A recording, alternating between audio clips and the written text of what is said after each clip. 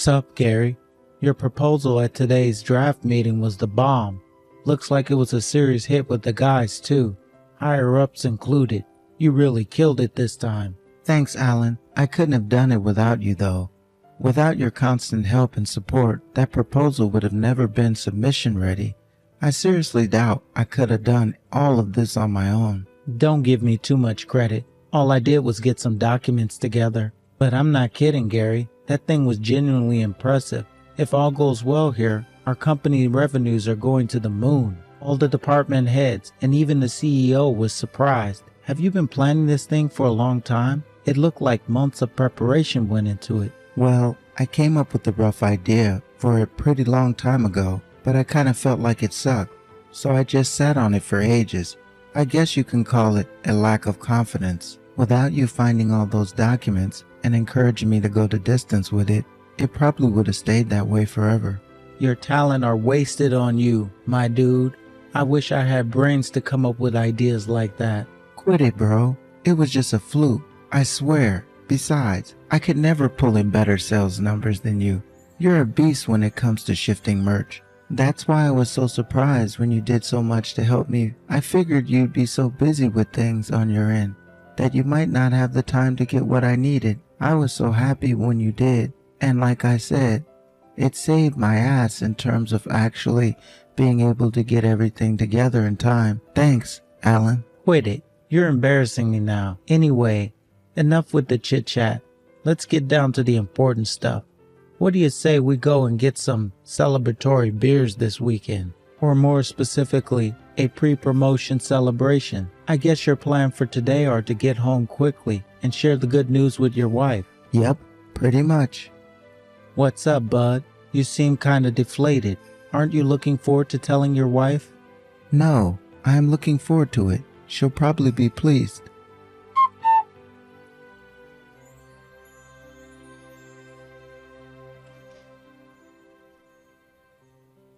Right. And not probably. Of course she will. Anyway, I'm gonna find a nice bar for us to head out to at the weekend. Leave it with me. Cool. Thanks. Don't mention it, alright? See you at the office tomorrow, pal. Gary, hello? What's going on? When I got to the office, there was a letter on your desk. What's going on? Is this some kind of prank? You are coming to work, right? Hello? Gary, you were late 8 minutes ago. Get your ass down to the office. It's not like you to skip work. Wait a sec. No way. Is this stuff written in this letter for real? About your wife threatening to divorce you if you come to work? I just assumed it was some kind of prank, but I guess you really aren't here.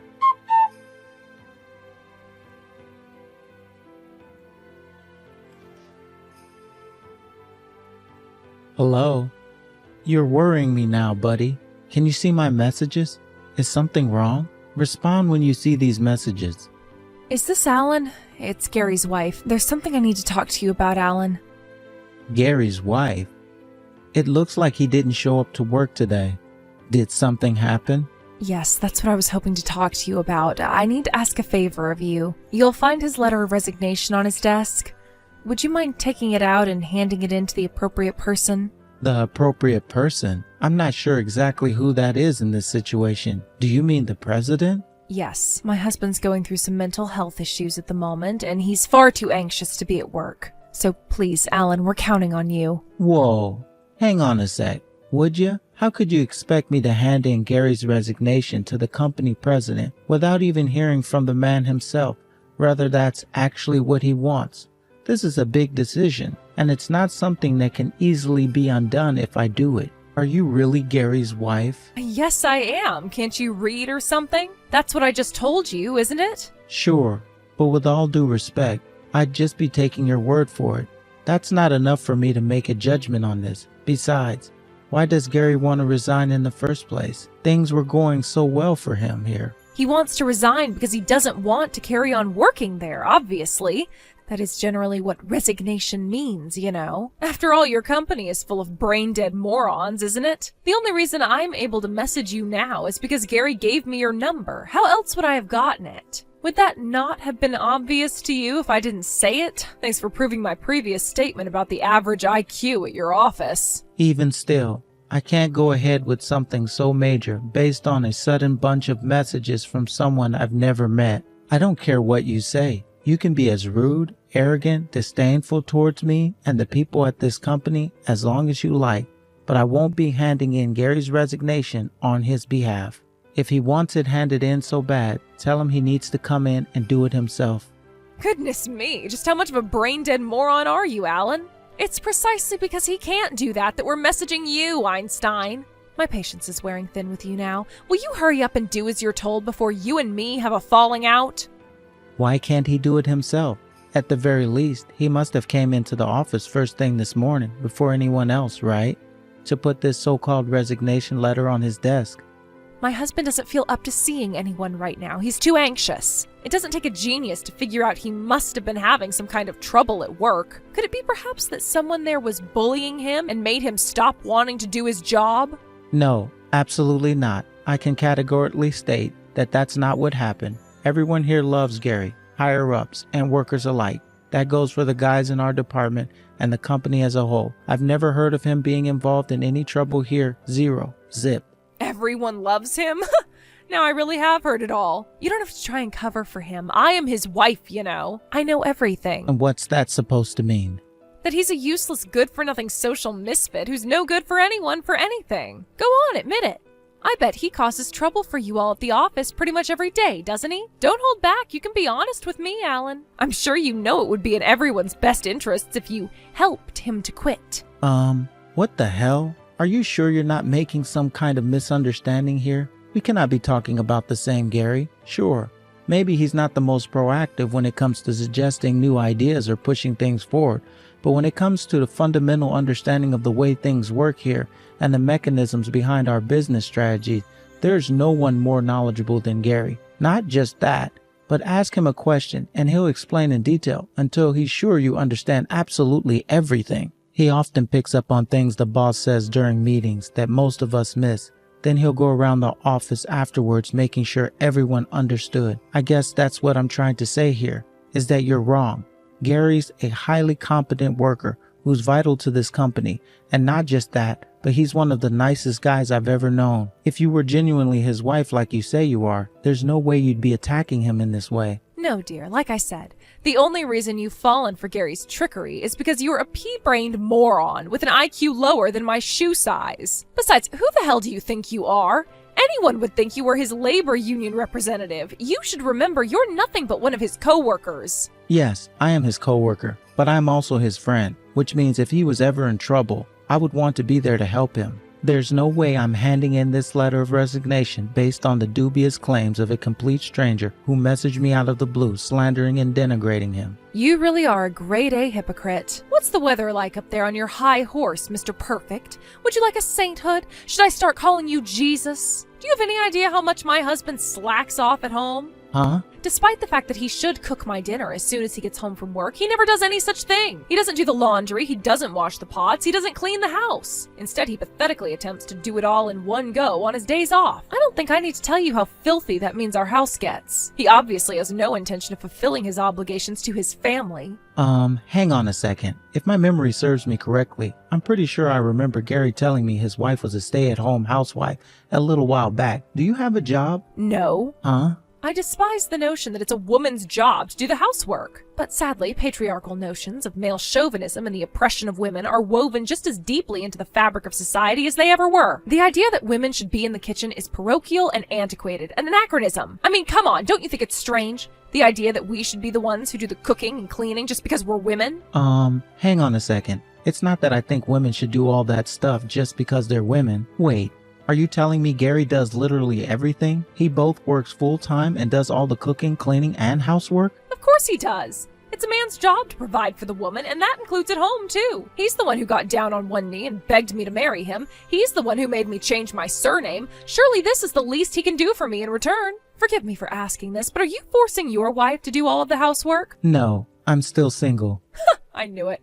How did I know? You must give off single energy. With old-fashioned ideas like yours, you'll never find a girl who wants to marry you. Me, I wouldn't want a man who thinks like you if you paid me $1 million. It looks like the conversation went a little off track. For the time being, would you just tell Gary to get in touch with me when he can? I'd really like to discuss what happened today with him directly. I'm afraid that's not going to be possible. You see, Gary's phone broke yesterday. All right, well, can you tell him to stop by my house then? I can't do anything without hearing what his wishes are in all of this. Not happening. Excuse me? Why not? Rather he does end up quitting his job or not? Surely you understand it would be irresponsible to go ahead with this without speaking to him first. If you're really Gary's friend, as you seem to be claiming you are, then I suggest you start having a little more consideration for his feelings. I've made his wishes abundantly clear, and if you choose to continue willfully ignoring that, then you're nothing but an enemy. You won't be seeing my husband at the office anymore, all right? You can do this, Alan. We're counting on you. What? Quit ignoring everything I say. I am not handing in that letter.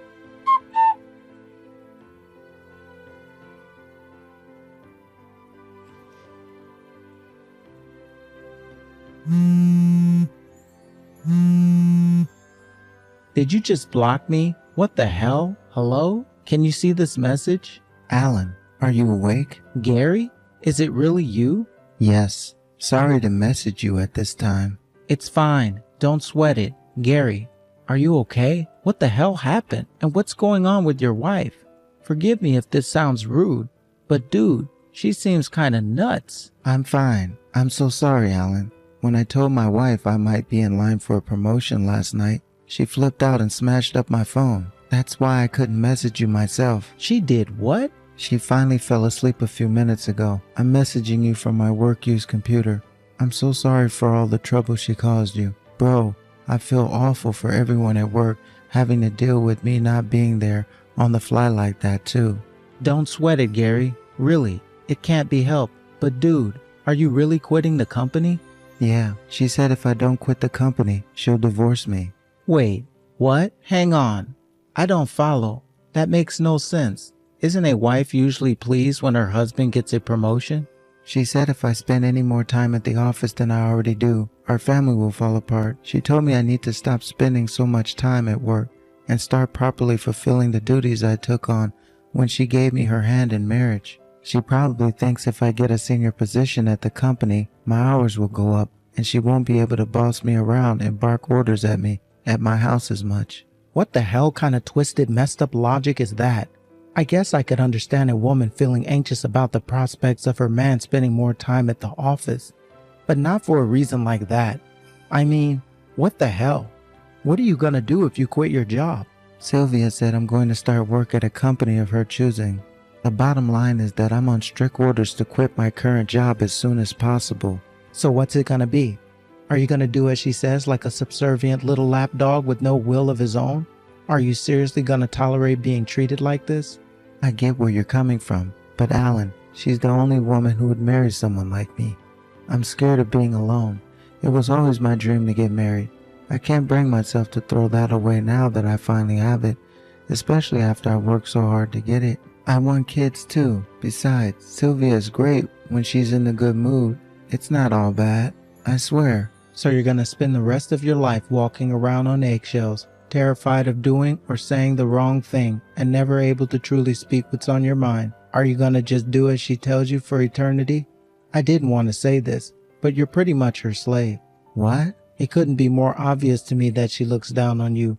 The way she spoke about you made it seem as though you were nothing more than a piece of dirt on the bottom of her shoe, like you were her plaything, to be tossed around, controlled, and manipulated as she sees fit. There's no way she treats you with respect and decency at home.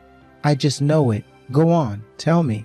I'm right, aren't I? Well, I guess you are, but I only have myself to blame. It's because I'm not working hard enough. Even though you work full time and do all the cooking, cleaning, laundry, and housework entirely on your own, what exactly it would take for your effort to be enough? What more could you possibly do? I'm single, so it's not like I can claim to be an expert on any of this, but I do know that marriage isn't about one side bearing all the burdens on their own. It's supposed to be a team effort, Gary. What happened to caring for each other? What happened to respecting and being considerate towards each other? Surely that's what married life you imagined for yourself looked like. 'cause I know for sure it didn't look like the one you're living. Tell me, Gary, are you happy? I don't know. I always thought I could make things better by working harder. I see. Listen, I won't say anything else on the matter. I've said my piece. It's your life, and these are your decisions to make. But if you're gonna quit the company, then you at least hand in your resignation letter yourself. All right, got it. If you ever change your mind and need my help, I'll be there in a heartbeat. Whenever, wherever, rain or shine, I have your back, bro. See you later. Hey, Alan, hang on a sec. Do you really think my proposal has a chance of making it? Huh? If you ask me, I think there are a bunch of things wrong with it. It's unpolished and full of flaws. No. You're thinking about this the wrong way. Those aren't flaws. They're points for improvement. If there are things that need working on, then all we need to do is have the necessary discussions and work on them.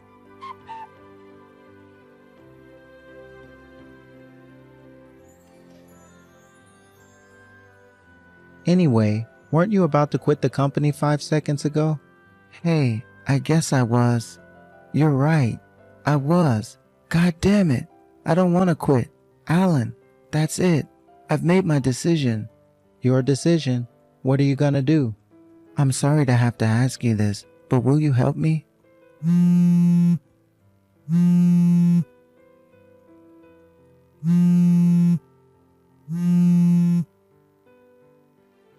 Gary, where are you right now? I see you finally woke up then. Good morning. Today was a late one, huh? I just asked you a question. Answer me. Where the hell are you? Where am I? I'm at work, of course. What?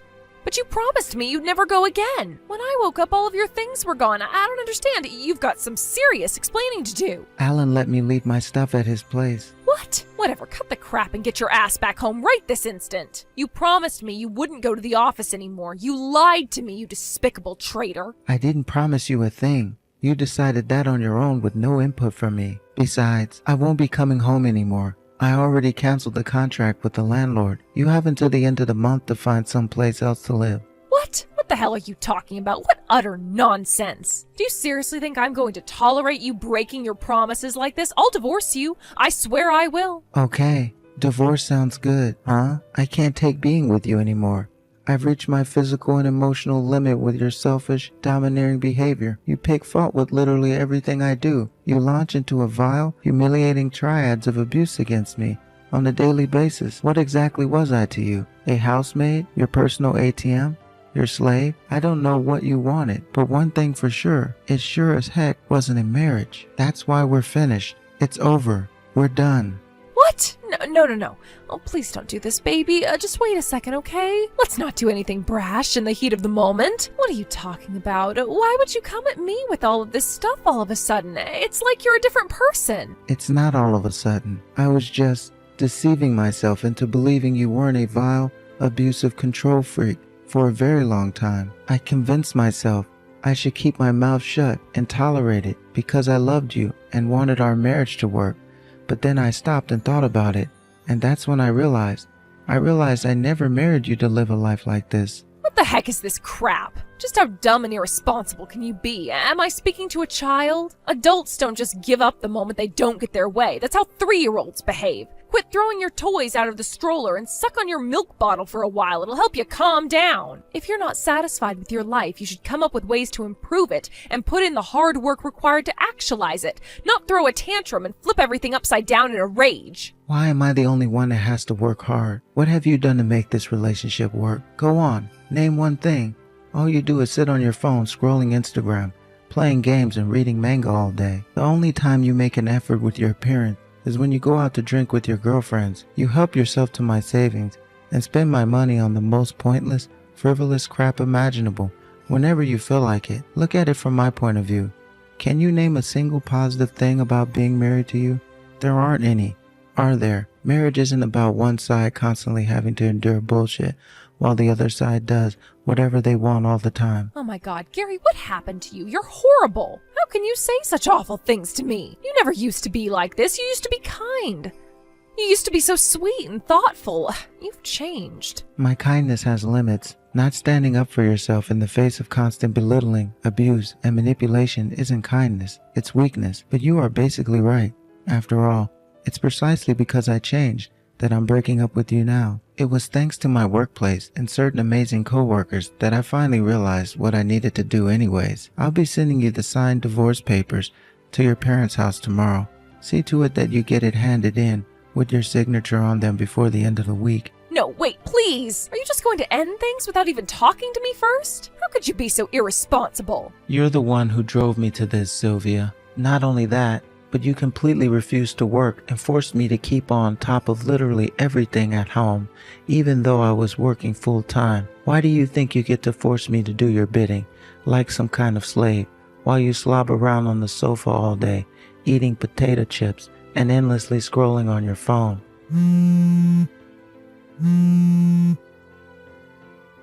Gary, please, I admit I was in the wrong. Please, will you forgive me? I swear I'll start doing the housework from now on, all of it. You'll never have to wash another plate again for as long as you live. Please, just rethink the divorce. You can even carry on at your job, too. How does that sound? Please, Gary, you're all I have. I can change. I swear I'll work hard. I swear. Your change means nothing to me because it doesn't come from a place of genuineness. You're only saying this because you realize I'm sick of you and I want you out of my life. Besides, I know about all your secret meetups with the guys from the dating apps. What? I've been burying my head in the sand and pretending it wasn't happening for a long time, but not anymore. It all ends here. Oh, and I'll be filing for as much compensation from you as I possibly can. Good luck. Wait, what the hell? No way, this has to be a joke. I don't have any money. Not my problem. How about you sell all your branded bags and fashion accessories you bought with my money? That should help you get started. I mean, it's not even gonna come close to covering everything you owe me, but you did just say you're gonna start working hard from now on. With all the compensation you're about to owe me, you'll have the perfect chance to prove you actually mean it. HQ, barging past security and kicking down the door of an empty meeting room in a desperate bid to find her husband. Naturally, security weren't gonna let that slide. Within less than 30 seconds, she was in a chokehold on the floor, and the cops were on their way. Even after being let out of bail, she kept on showing up outside the office every day. She soon stopped showing up once the boss stormed outside in a rage and yelled in her face at the top of his lungs how much money she owed him for the door she kicked down. Gary's divorce went by without a hitch thanks to all the proof he had of his wife's cheating. Not to mention the mountain of chat logs demonstrating what an abusive control freak she was. In the end, Sylvia was ordered to pay him a hefty sum in compensation. Gary tells me that these days she's working as a cleaner while living at her parents' place under the strict supervision of her father, who used to be a military commander and is known for his strict temperament and harsh discipline. Her days now consist of working 14-hour shifts to come up with the monstrous amount of compensation she owed her ex-husband. Now that it's behind him, Gary can finally laugh about the whole ordeal. When the divorce went through, he joked that his ex-wife finally had the opportunity to make up for sitting around on her butt all those years. When he made his comeback at the office, he worked so hard it was like he was possessed, and his already good reputation at the company soared to heights previously unimagined. Since coming back, he's a lot more cheerful and proactive than before. As for our friendship, we're closer than we've ever been. I say friendship, but it's more like we're half rivals, half best buddies. All in all, Gary is happier and more optimistic than I've ever seen him. I can honestly believe that getting rid of Sylvia was the best move he ever made. No one needs Sylvia in their life.